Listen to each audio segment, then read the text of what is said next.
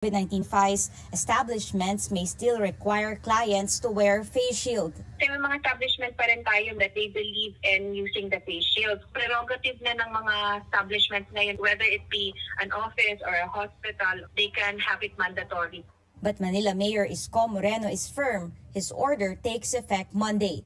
He says over 100% of the target population and 43% of registered adolescents in Manila have been vaccinated, adding, quote, "We need to move fast to open and improve policy towards a better economy." Officials in Quezon City, Muntinlupa, San Juan, Taguig, and Valenzuela cities say they would rather wait for the national government's final decision. Caroline Bongkin, CNN Philippines. Tejeda says the DOH and health experts are considering recommending the use of goggles and double face masks in lieu of face shields. She adds goggles also protect the eyes from droplets and aerosols. While the City of Manila is adamant on its new policy, Malacanang says face shields are still required in crowded areas, closed spaces, and close contact settings. Point po siya for being in violation of an existing executive policy decreed by the President himself, no, in the exercise of police powers. Aking pakiusap po sa mga local government units natin, sa ating mga mayor, lahat po ng mayor ay under po the control and supervision of the President in the executive branch of government. At ang decision naman po ng IATF ay decision din ng ating Presidente. So ang decision po ngayon ay kinakailangan ipatupad muna ang face shields habang pinag-aaralan naman po. Konting pasensya lang po, pero kinakailangan sundin po naman natin yung chain of command, no, sa executive branch of government.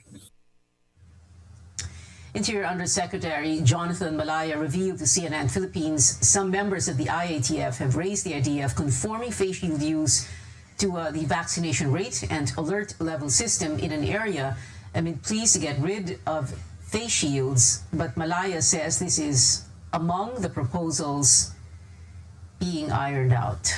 From one policy to another, authorities are eyeing requiring vaccination among poor families with the continuing threat of COVID-19 and its variants. The Interior Department bears plans to withhold the subsidy of non-vaccinated beneficiaries of the Pantawid Pamilyang Pilipino program, or 4Ps. While some say the policy is anti-poor, the agency points out only 12% of the grantees are vaccinated. George Quiles has the details. The government targets to vaccinate half of the country's eligible population before the year ends. Based on the Health Department's data, about 4 out of 10 eligible Filipinos are already fully vaccinated as of November 2. Among the regions, Metro Manila has registered the highest vaccination rate, with at least 8 out of 10 eligible population are vaccinated. But it's a totally different story in the Bangsamoro region, where only 1 out of 10 eligible population is inoculated. Bangsamoro Health Minister Bash Latif says, aside from vaccine hesitancy, cultural concerns and lack of inoculators, logistics and storage issues in isolated areas, and local conflicts affect their vaccination drive. Yung hesitant, nag-engage po natin yung mga religious sector, yung mga ulama, imam, para tumulong po sa atin. One measure that is being proposed is a withholding of a portion of government subsidy for non-vaccinated beneficiaries of Pantawid Pamilyang Pilipino program, or 4Ps. Interior Undersecretary Jonathan Malaya says only 12% of the beneficiaries are vaccinated based on the Social Welfare Department's data. They are now looking at withholding the 750 pesos per month health and nutrition subsidy until the beneficiary gets vaccinated. So this is not just a DILG proposal. This is actually a result of the clamor of our local government units for a help from the DILG to have some sort of disincentive on the part of 4Ps beneficiaries. Bukas po tayo dyan, pero kailangan pag-aralang maigi kasi we do not want to violate also any rights of a specific individual in terms of receiving their benefits coming from government. The Bangsamoro Health Minister is hopeful that the Interior Department's proposal will materialize. Based on 2020 DSWD data, the Bangsamoro region has the most number of 4Ps beneficiaries at 376,000 families. Ang tinitingnan natin dito yung kapakanan ng mga kababayan natin na para at least wala pa tayong nakikitang konkretong ebidensya na may gamot talaga sa COVID. Kung hindi ang ating panangga ngayon ay ang vaccine. Hindi po tayo makakalagpas dito sa pandemyang ito hanggang hindi po lahat ay napapakunahan. Kung meron po tayo meron tayong hesitancy na more or less 34%, napakalaking sizable amount po yun, 34 million ang nag-roam around na parang time bomb. Malaya says the government will look into the legal issues concerning the no vaccine, no subsidy proposal before implementing it. George Cahiles, CNN Philippines. Meanwhile, in Cebu City, only vaccinated government employees will receive their Christmas bonus. Acting Mayor Michael Rama explains the incentive is different from the 13th month pay, which means the local government has the discretion whether or not to grant it. Rama believes this will help boost their inoculation drive, which is only around 40% complete. Cebu City has so far vaccinated 290,000 people out of its over 700,000 target. Now, the country reported its first case of the Kappa variant, but the patient was long tagged as recovered. Health Undersecretary Maria Rosario Berjera says the patient was a local case from Florida Blanca, Pampanga, whose sample was taken back in June too. She says the man only exhibited mild symptoms during the time of sample collection. Kappa was named a variant of interest. But in September, the World Health Organization downgraded it into a variant under monitoring. Berjera says the variant emerged from the same lineage as the Delta variant and is most commonly found in India. The case was detected late because the government is sequencing older samples to trace the source of the Delta variant. The Health Department also reported over 651 more cases of the Delta variant from over 700 samples taken in March, April, May, June, September, and October. Coming up, expect cheaper pump prices with fuel companies set to cut costs beginning tomorrow. And we look back at some stories of survivors from the deadly super typhoon Yolanda 8 years ago. Details next, only here on Newsnight, where we go above and beyond the headlines. Love is all about ang pagpapalagay.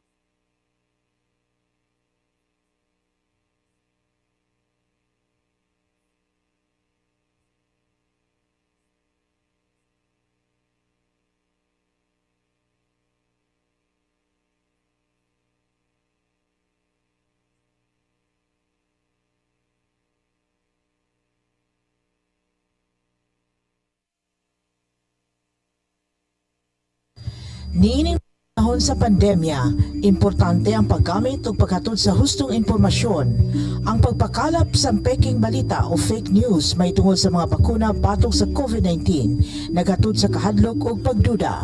Tungod niini, padayon nga gipahinumduman ang publiko nga ang tanang mga bakuna epektibo og luwas nga pangdepensa batok COVID-19. Ang mga bakuna sa COVID-19 miagi kini sa masubsob nga pagtuon o pagsusi sa mga eksperto. Dili kita basta-basta mutuo sa mga hulungihong lamang. Inay, mukuha sa mga impormasyon gikan sa kasaligan o beripikadong tinubdan. Ang taong may tiwala sa agham, makakamit ang kaligtasang inaasam. Usa ka pahinumdom gikan sa DOH, KBP ug niining Sibiyahan.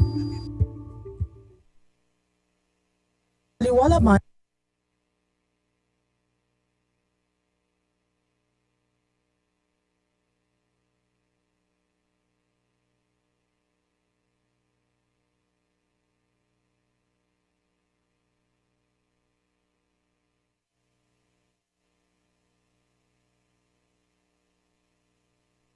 So it's a very welcome amenity that families enjoy. Plus the fact that we have the swimming pool open for the kids to enjoy, plus the restaurants also. The nearby Linden Suites in Ortigas is also preparing for more guests, especially the children. Christmas Eve and New Year's Eve bookings are selling hot as early as now. Actually, yung mga pumasok na queries and reservations are families. And we know naman that this Q4, especially we are approaching towards Christmas season. According to the Tourism Department's Alert Level 2 guidelines, those under 18 years old may already go for staycations regardless of vaccination status. Unvaccinated adults, as well as those over 18 with incomplete doses, however, still require a negative RT-PCR swab test. Children are now also allowed to eat inside hotel dine-in establishments. Hotel dine-in capacities for indoor venues are set at 50% for fully vaccinated adults and all children, while outdoor dining is set at 70% capacity. Both hotels in Ortigas also laid out their own rules. Only 6 people are allowed to use the swimming pool per hour to ensure physical distancing. Hotel staffers in both staycation and mixed-use hotels should be fully vaccinated. Mixed-use hotels, meanwhile, should ensure that quarantine guests are separated.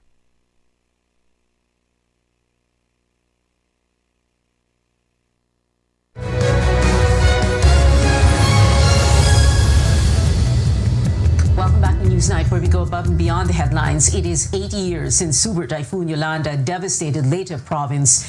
As Tristan Odalo tells us, the trauma still lingers for many survivors.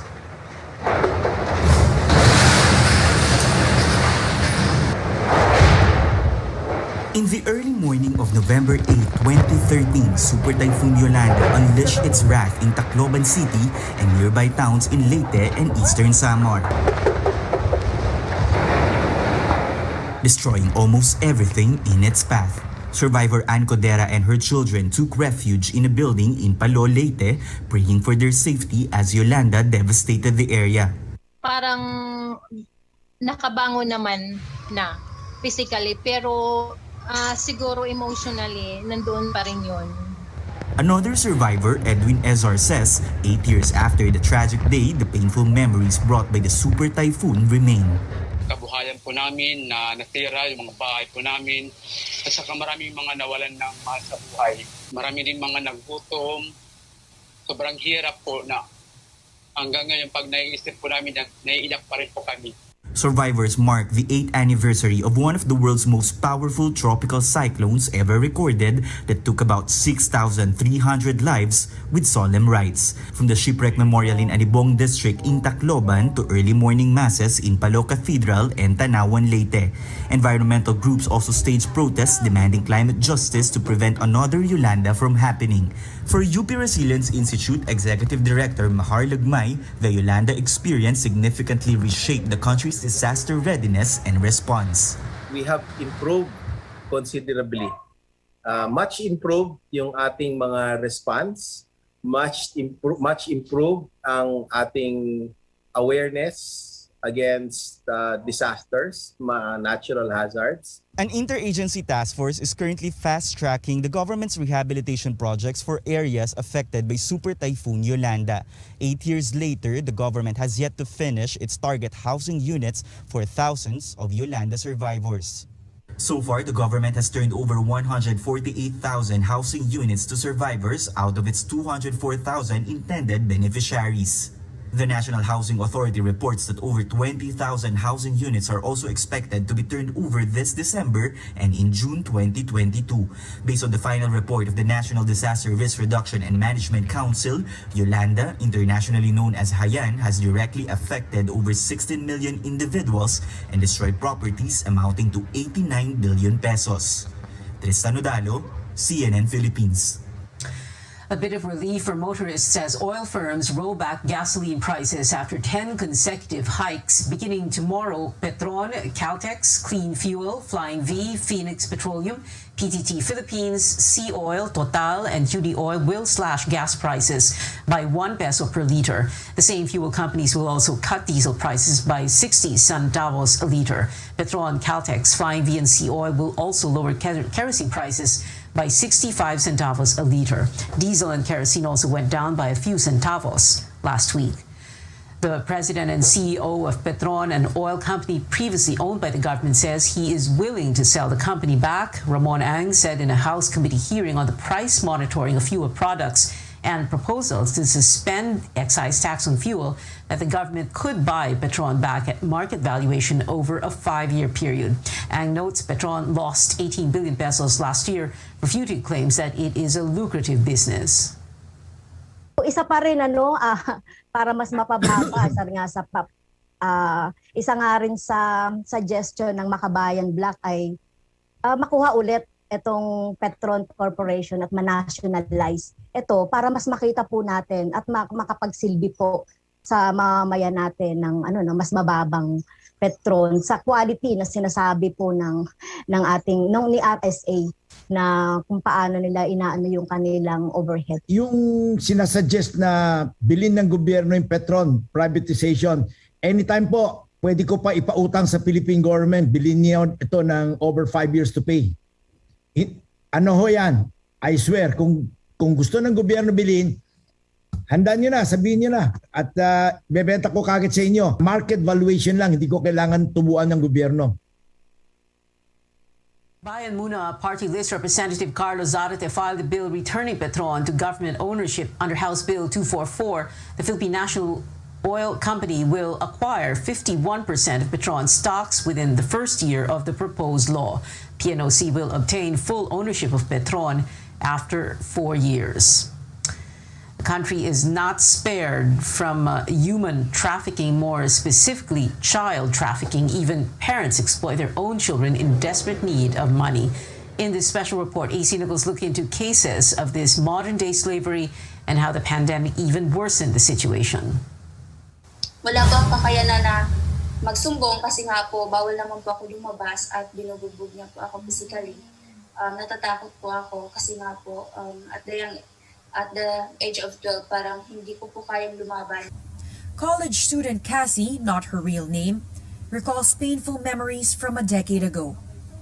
As a young girl of 12 to 16 years, she was sold into the cyber sex trade by a man she only knew as a neighbor's relative. Sabi niya, papaaralin niya ako, bibigyan niya ako, at yung family ko na magandang buhay, kinabukasan. Authorities receive reports of hundreds of similar cases yearly. A United Nations Children's Fund or UNICEF study in 2016 said the Philippines has emerged as a center of child sex abuse material production. UNICEF says English literacy, availability and access to technology, and established money transfer apps are some factors that contributed to this concern. For the past 5 years, the Social Welfare Department has rescued over 2,000 children from trafficking, mostly young women aged 13 to 17. Many of them were exploited by people they were close to, like relatives and sometimes even their own parents. The DSWD believes the pandemic worsens the problem. For one, children are spending more time at home. Meantime, unemployment skyrocketed. Madami yung nawalan ng trabaho, madami yung walang pinagkakakitaan ngayon. So yung poverty ang main driver natin. Quarantine restrictions have also made it more difficult for authorities to carry out rescue operations. So even if we get reports from the local government units, ang hirap na pasukin, lalong-lalo na kung ang isang area is nasa ECQ. So ang dami namin pinagdadaanan na proseso. Overwhelmed with cries for help, civil society group Voice of the Free set up a quarantine area so it can continue accepting victims. Aside from providing shelter to victims, the group works with the education department to raise awareness in poor communities, areas they consider to be possible hotspots for cybersex trafficking of children. Ang daming mga kaso, hindi naman alam ng mga bata kung saan sila pupunta saan sila hihingi ng tulong. Voice of the Free believes preventing this crime is so important. The trauma can take years of therapy to heal. Hindi nila alam kung saan nakakalat yung kanilang mga picture, kung kanino na shinare, kung i-judge na sila ng community, i-accept pa ba sila ng mga friends nila. So it's really stripped their dignity as a person. The group also works with the Justice Department to help victims go after their pimps and former customers, mostly from Europe and the US. For the DOJ, its efforts face technology and manpower challenges. While criminals use popular sites like Twitter, Facebook, and TikTok, they also go deep into the dark web or sites that are only accessible via specialized web browsers. Itong mga offenders, advanced lagi. They're like 1 step, 2 steps, 3 steps ahead. So we have the technology now. And then by next year, iba na naman yung technology na gagamitin nila or even just a few months. Grabe mag-evolve yung technology. So, yun, naiipit na naman tayo doon. Another challenge, getting the victims to go after their own family members. Yung attachment nila at love doon sa perpetrator. Kasi minsan nagkakaroon sila ng feeling of guilt. na sila yung magkukos ng kapahamakan itong perpetrator na ito. Just last year, a regional trial court in Angeles City sentenced an American national to life imprisonment for forcing children into cybersex shows. As for Cassie, justice has been served as well, with her pimp also behind bars for life. Now, she spends most of her time earning a college degree and helping other victims rise up and see the bright side. Huwag sila mawalan ng pag-asa kasi maraming tao naniniwala sa kanila and maraming taong tutulong. Hindi ka nag-iisa. AC Nichols, CNN Philippines. In news overseas, Japan records no new COVID-19 deaths on Sunday, the first time since August 2nd last year. That's according to state public broadcaster NHK. A government panel is coming up with a new 5-stage scale for assessing the country's COVID-19 situation as its vaccine rollout further progresses. The United States reopens its doors to fully vaccinated foreign travelers. The U.S. lifted a travel ban on international visitors from over 30 countries that took effect nearly 2 years ago. However, visitors still need to show proof of vaccination and a recent negative COVID-19 test, with some exceptions. Still ahead on Newsnight, the San Miguel Beermen bid goodbye to their all-star forward in a surprising trade, and Marvel drops another preview of the latest Spider-Man film, giving fans a first look at the return of a familiar foe. Details after a quick break.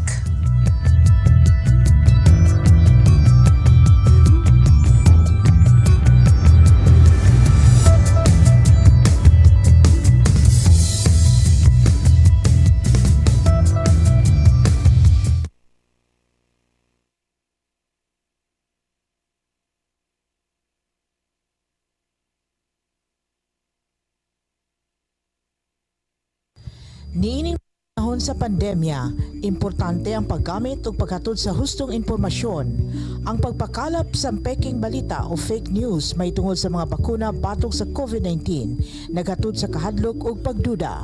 Tungod niini, padayon nga gipahinumduman ang publiko nga ang tanang mga bakuna epektibo ug luwas nga pangdepensa batok COVID-19. Ang mga bakuna sa COVID-19 miagi kini sa masubsob nga pagtuon o pagsusi sa mga eksperto. Dili kita basta-basta mutuo sa mga hulungihong lamang. Inay, mukuha sa mga impormasyon gikan sa kasaligan o beripikadong tinubdan. Ang taong may tiwala sa agham, makakamit ang kaligtasang inaasam. Usa ka pahinumdom gikan sa DOH, KBP ug niining Sibiyahan. Wala man sa mga kausaban sa quarantine restrictions, ipadayon nato ang pagsunod sa minimum public health standards tungod kay mao paghihapon kini ang nagunang paagi aron kapugnan ang pagkatap sa COVID-19 sa atong nasod. Aron kalikayan ang pagbalik sa mas higpit nga quarantine restrictions ug masiguro ang padayong pagbangon sa atong mga komunidad, ayuhon nato ang atong pag-amping.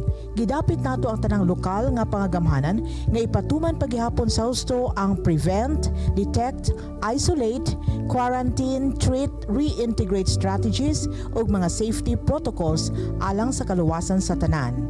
Sa lahat ng oras, tayo'y mag-ingat upang ating mga komunidad ay maingat. Usa ka mensahe gikan sa DOH, KBP ug niining Sibiyahan.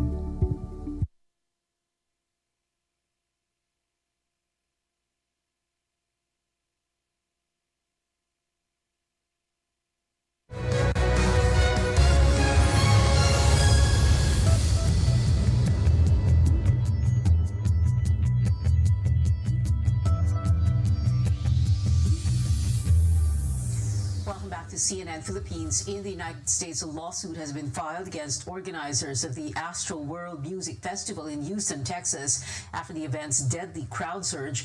It saw 8 people dead and 8 people killed and dozens injured. Manuel Souza was among those who got trampled on. He is suing rapper and organizer Travis Scott, Live Nation Entertainment Company, and others involved in the festival, who he said consciously ignored the extreme risks of harm for concert goers. Scott has released a video statement about the event, saying he paused the show in times when he could see the violent situation unfolding. Prayers to the to the ones that was lost last night. We're actually working right now to identify the families so we can help assist them through this tough time. I could just never imagine the severity of the situation. I'm honestly just devastated, and I'm gonna do everything I can to keep you guys updated. Some attendees described the concert as traumatizing as they witnessed lifeless bodies being crushed while the music kept playing. Now back here at home and in sports, the San Miguel Beermen have made a surprising trade, taking Northport Batang Pierre's Vic Manuel in exchange for their power forward Arvin Santos. The veteran Manuel hasn't had the chance to play for Northport after joining the team only 3 days ago alongside Michael Calisan. Both were from Phoenix Fuel Masters. Meanwhile, San Miguel is saying goodbye to a longtime player. Santos has won 9 PBA championships with the Beermen. The PBA Commissioner's Office approved the deal today. In entertainment, a thrilling UK drama creeps onto Netflix on the heels of the Halloween season. If you enjoy the worldwide horror sensation Train to Busan, you might want to take a look at the director's latest webtoon-turned series. Hellbound features strange creatures who have come to bring humans down to hell, or so it seems. The show, directed by Yeon Sang-ho, starts streaming November 19th. Here's a sneak peek at the final trailer. 누가 인간을 참여하게 할까요?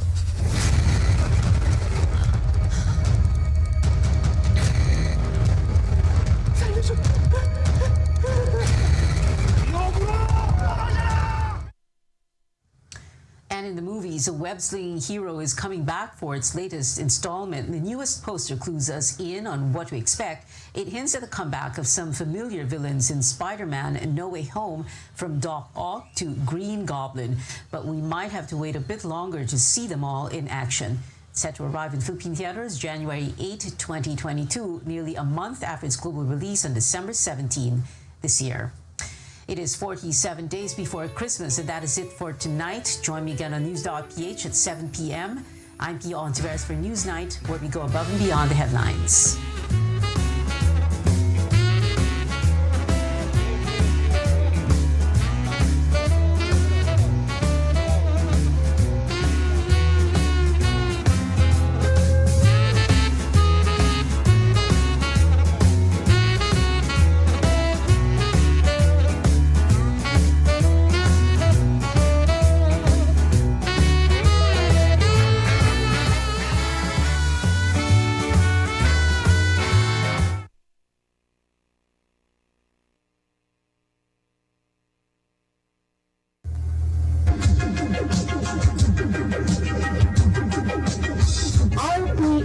Radio Philippines Network Incorporated, DXPO. Process sa sinag-usos sa dalan sa inyong radyo. RPM DXKO, ang Radyo Ronda, dili sa Nagbayan sa Cagayan de Oro. Sidyahan na may ganaon sa katawan, ang daw serbisyo sa tanan. Ang RPM DXKO Radyo Ronda, sakop sa KBP, kapisanan ng mga broadcaster ng Pilipinas.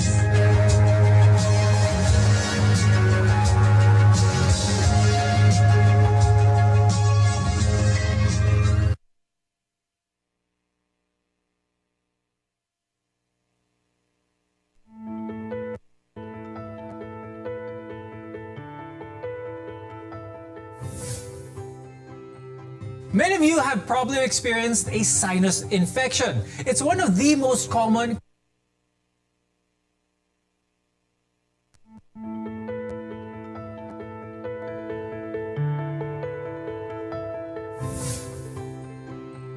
Many of you have probably experienced a sinus infection. It's one of the most common conditions. A sinus infection, also known as sinusitis, is the inflammation or swelling of the tissues lining your sinuses. The small air pockets behind your forehead, your nose, your cheekbones, and in between your eyes.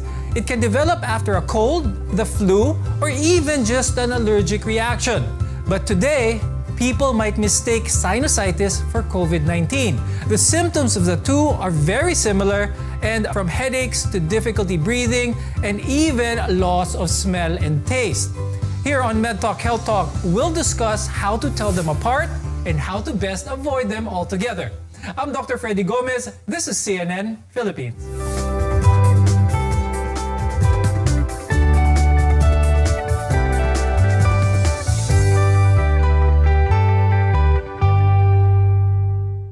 Sinusitis and COVID-19 are two conditions that have very similar warning signs. Today, we'll help you tell the difference. We'd like to welcome our guests for today.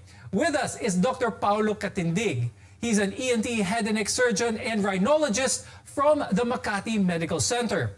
Also with us is Dr. Elmer Angus. He's a family medicine specialist and past department head of community and family medicine at Manila Doctors Hospital. Ngayon, bago natin pag-usapan ang pagkakaiba ng sinusitis at COVID-19, pag-usapan muna natin kung ano ba talaga ang sinusitis. Dr. Paulo, could you tell us more about what this is? Sinusitis per se is the inflammation of the sinuses or lining of our paranasal sinuses. Basically, we have our maxillary, the one is located here in the front, in between our nose, that we call the ethmoids, the one behind our nose, our sphenoid, and the one at the topmost portion is our frontal sinuses. So if you have an inflammation of these areas, we call it collectively as our sinusitis. However, sinusitis per se is not really just the sinuses. Now we call it as rhinosinusitis because most of the time it's not only the sinuses that's got infected, even the internal lining of the nose has got inflamed. That's why it would come up with sinusitis as well. Sinusitis or rhinosinusitis is actually a very common condition, and there are different types that can range from acute to actually chronic. Dr. Paulo, what are some of the types of sinusitis na pwedeng ma-experience ng mga tao? Patient would have symptoms such as facial pains, nasal obstruction, anterior and posterior postnasal nasal drips, and patient would have reduced in smell and in pain. So usually these symptoms would last, depending if it is acute, less than 12 weeks, but if it is chronic, more than 12 weeks in duration. Acute sinusitis, as mentioned by Dr. Paulo, has a short duration. It can last anywhere from around 2 to 4 weeks. Pero Dr. Elmer, ano ba talaga ang ibig sabihin ng acute at bakit nangyayari itong klaseng condition? Acute meaning between 1 to 2 weeks, no? Usually viral yan. And then when it is already more than 2 weeks, abot siya ng 4 weeks, bacterial na po yan. So subacute naman, after that, kung lalampas pa, it may come up to 3 months, no? And then pag lampas pa niyan, it will be a chronic already, usually more than 3 months na. I'd like to focus for this episode on the acute rhinosinusitis because dito pwede magkaroon ng similar symptoms with that of COVID-19. Dr. Paulo, when it comes to acute rhinosinusitis, let's remind our viewers again kung ano ang pwede nilang maramdaman. For acute rhinosinusitis, patient can have, again, nasal obstruction, facial pains, nasal discharge. Patient can also have loss of smell, decrease in sense of smell as well. So let's talk a little bit more about some of the conditions that could develop into a sinus infection. But I'd like to talk about certain things. For that matter, a deviated nasal septum or ito yung pagkatabingi ng ilong, hindi siya diretso. Dr. Paulo, how can this contribute to someone having acute rhinosinusitis? When we look at the patient's CT scans, some patients would complain of, again, nasal congestion, some patients would not. But in reality, hindi naman talaga siya diretsong-diretso. There are some instances that your nasal septum can be really deviated. It's really the degree of the deviation that would cause the nasal obstruction, the symptoms of the patient. Kapag sobrang deviated, dun lang. Some patient would have some trauma. For example, pag karoon ng trauma, nabangga, yung iba biglang mababali either yung septum or magkakaroon ng nasal bone fracture. So the deviation can trigger bigla na lang, biglang nawalan ako ng pang-amoy. Are nasal polyps the same as polyps found in other parts of the body? How can this contribute to rhinosinusitis? So nasal polyps are inflammatory tissues that got engorged, actually. There's really no specific reason until now on why these polyps would come, but most of the time it is correlated because of chronic inflammation. That's why we consider nasal polyp formation as a chronic problem as well. Now, Dr. Elmer, kapag ang pasyente pumunta sa inyo at nagreklamo ng mga ganitong klaseng simptomas, are there any signs and symptoms that would make you immediately say that this is a case of rhinosinusitis as opposed to other possible diseases such as COVID-19? There are symptoms that you can really pinpoint na yung rhinosinusitis mo ay hindi COVID, no? One of that is yung gastrointestinal symptoms like diarrhea, no? Wala namang diarrhea ang sinusitis. Aside from that, you are going to have body aches and pains, and especially kung prone na talaga siya sa COVID, no? Positive na. And then you will develop what we call shortness of breath or tawag namin SOB. And magkaroon ka na ng loss of smell or tastes. Now, when we return, more telltale signs of sinusitis and how we can tell them apart from COVID-19 symptoms. Keep it here on MedTalk Health Talk. You're watching CNN Philippines.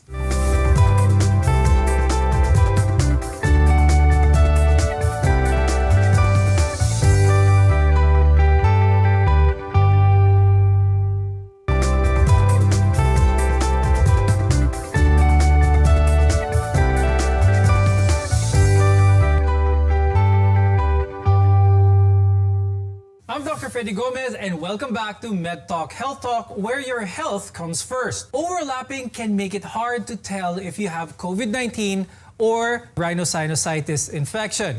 Here on the program, we'll help you tell them apart.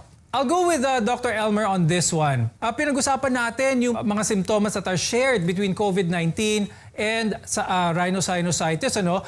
Let's review here in particular itong nasal congestion. Is this a common symptom with COVID-19 and rhinosinusitis? Runny nose, or what we call the so-called congestion of the nose, common yan sa rhinosinusitis. Same time, meron din yan sa COVID-19.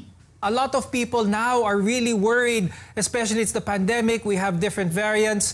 Any sort of symptom may make them think that it is already COVID-19. I'll go with Dr. Paulo on the next one. And it's quite common nowadays that people with COVID-19 say that they lose their smell as well as humihina or nawawala yung panlasa nila. And this is also a shared trait with someone who is experiencing rhinosinusitis. But Dr. Paulo, can you help us distinguish how one would think of one disease as opposed to the other? For patients with sinusitis, more likely patients with chronic rhinosinusitis. So patient even before the advent of COVID-19, even pre-pandemic, patient would always complain of, Doc, lagi naman akong sinisipon eh. Tapos the patient would tell us, Doc, paulit-ulit, tas laging nawawala yung pangamoy ko, babalik, nawawala, bumabalik. No? So that's one category that clinically, more likely, the patient had chronic sinusitis even before. Now, if it is a new onset, that the patient would have fever, cough, runny nose, sore throat, aside and a new onset of anosmia or nagwala ng pangamoy and panglasa, then probably that's the time we investigate. Now, Dr. Elmer, let's remind our viewers again some of the symptoms ng COVID-19 na nakikita lang or very likely na nasa COVID-19 lamang. There are symptoms that are found in COVID-19, like this is not associated with sinusitis, yung shortness of breath, yung body aches and pains, sa COVID yan. And of course, meron loss of smell and taste.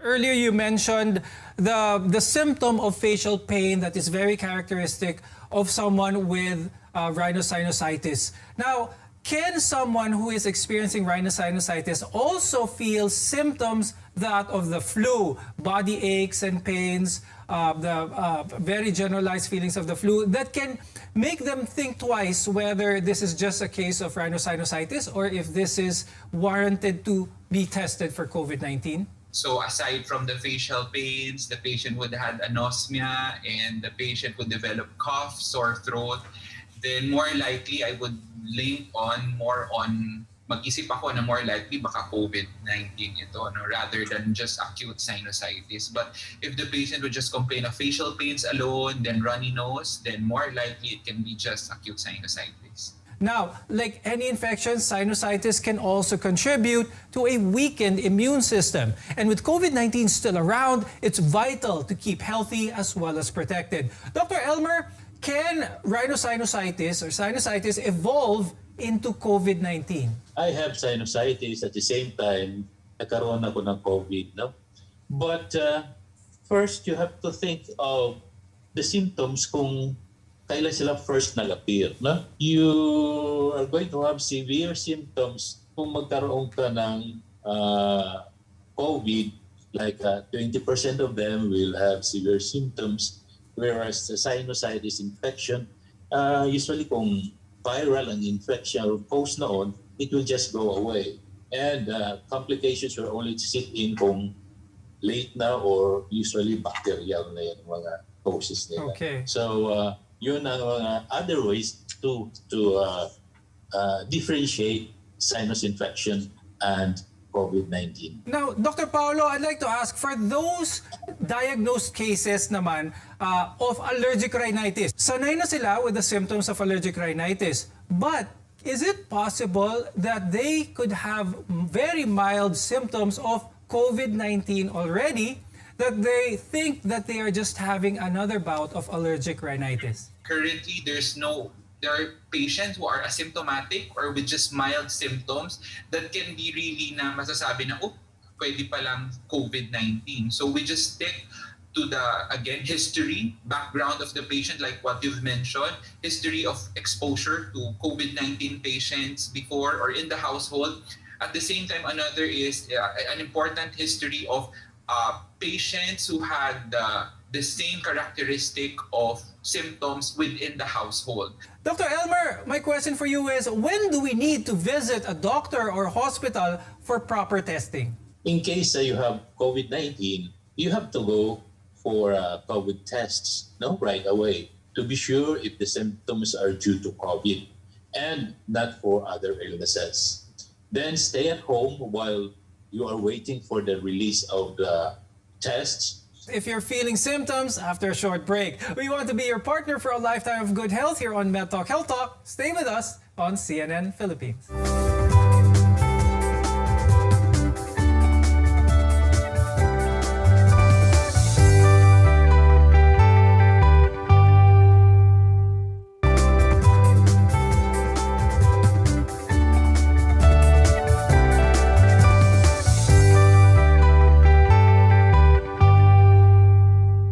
I'm Dr. Freddy Gomez and glad to have you back on MedTalk Health Talk.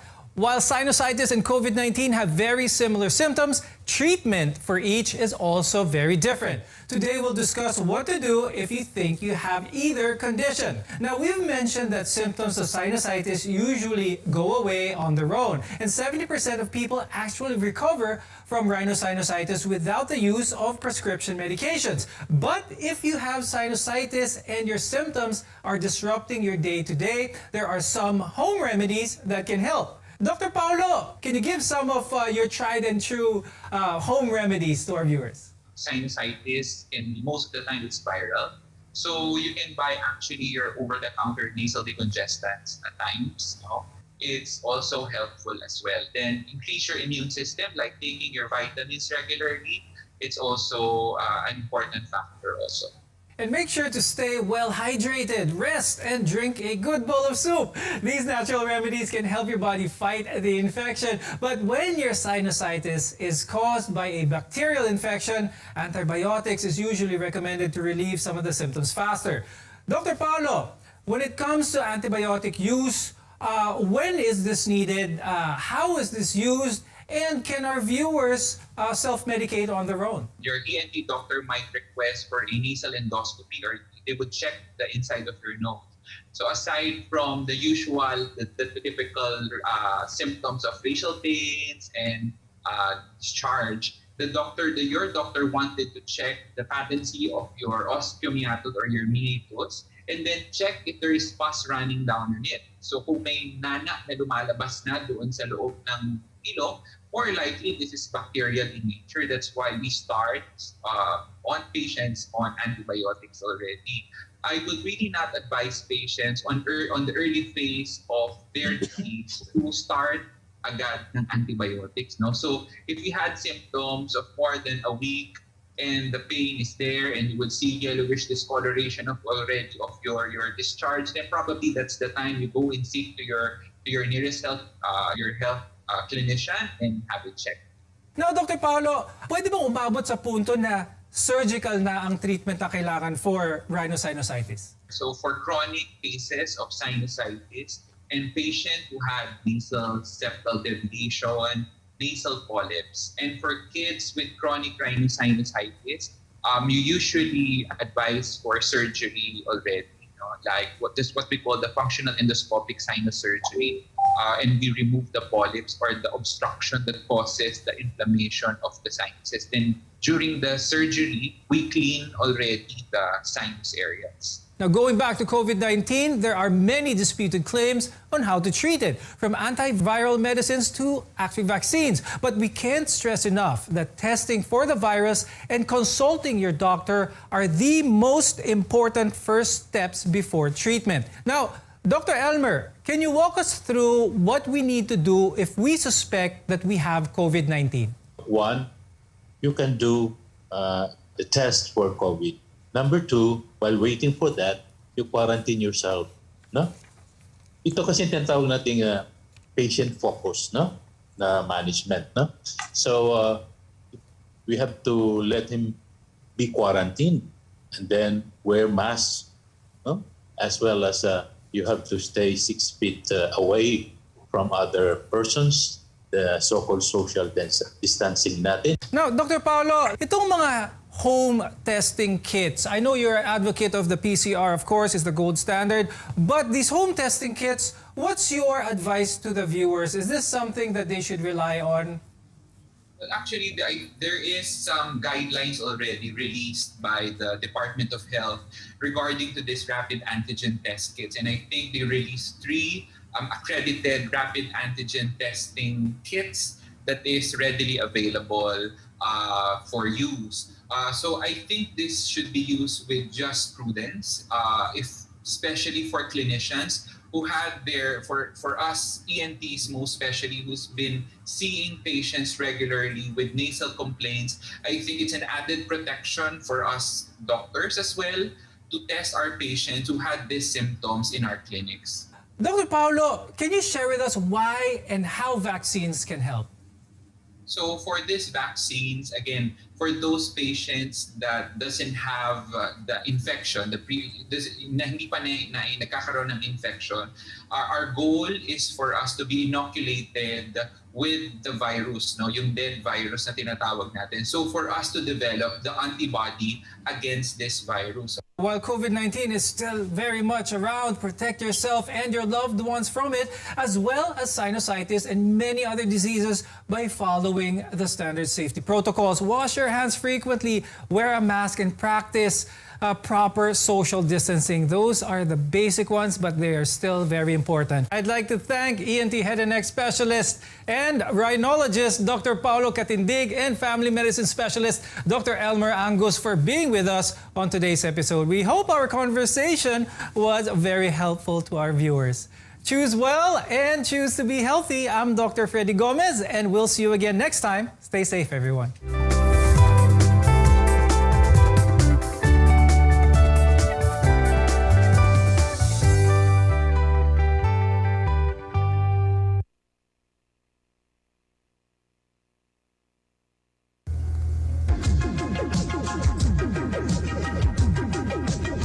RPN, Radio Philippines Network Incorporated.